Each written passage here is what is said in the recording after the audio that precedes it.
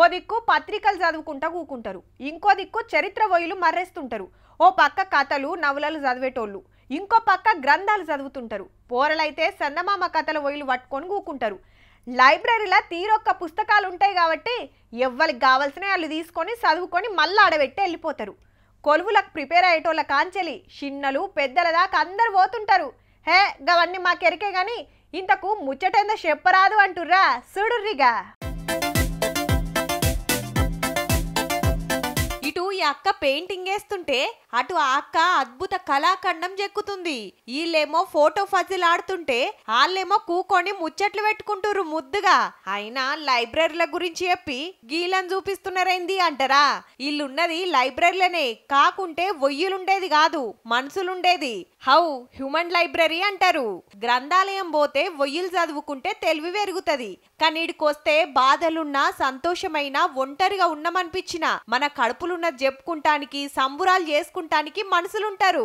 వాళ్ళతోని అన్ని మాట్లాడొచ్చు. హైదరాబాద్ లా గీ అక్కోళ్ళే నడిపిస్తున్నారు. In the form of art also you are connecting with the people, in the form of games you are connecting with the people, in the form of telling stories to the people you are getting connected. మంచి చెడ్డ మాట్లాడుకుంటానికి ఆపతున్నా చెప్పుకుంటానికి ఎవ్వరు లేకపాయని రందుపడుతున్నోళ్లకు మంచిగా అక్కెరకొస్తుంటది. మన గురించి అవతలోళ్ళకి చెప్పొచ్చు, వాళ్ళ గురించి మనం తెలుసుకోవచ్చు.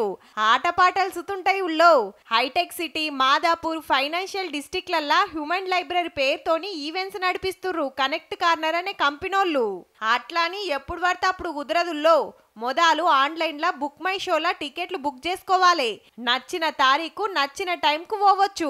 గంట సేపు కొత్తోళ్ళతో మాట్లాడి మనసు నిమ్మలం చేసుకోవచ్చు అన్నట్టు. మస్తు మంది వస్తున్నారు. ఇట్స్ లైక్ మేము స్టార్ట్ చేసినప్పటి నుంచి ఇప్పటి వరకు it is nice response we got from everyone in our field. ఆఫీస్లా పని ఒత్తిడున్నోళ్ళు కొత్తోళ్లను పరిచయాలు పెంచుకోవాలనుకునేటోళ్ళు శీతం వస్తున్నారట.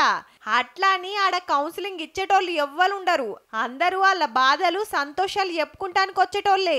మన ముచ్చట్లు మనమే కడుపులో పెట్టుకొని రందివడే కంటే అవతలోళ్ళకి చెప్పుకుంటే అలకగైతుందని గీ ఉపాయం చేసిరన్నట్టు. కాయిష్ ఉంటే ఓ మలక పోయిరారి మరి.